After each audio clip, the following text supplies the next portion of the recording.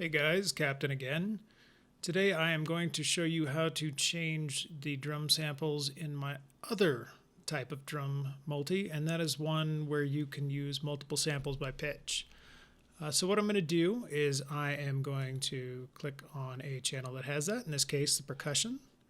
I'm going to expand the rack, and we're going to rename this cymatics because that's what we're going to use. Now we're going to delete what's there. We're going to take 128 of our favorite percussion samples. We're going to make sure that the select by key is on. And we're going to say distribute ranges equally, which will give us 1 per key. Now, one important thing I might mention to do here, make sure when you've got these all selected, you go over here to the sampler and you say scale 0. That will make sure that as the key pitch changes, the key changes on the keyboard, the pitch of your sample doesn't change. So yeah, as you can tell, I've now got a whole bunch of percs in there, and that's a whole bank ready to go.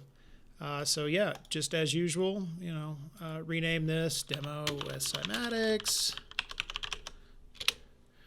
And hit save, and sure enough, just like that, your new rack is ready to go with your samples. See you next time.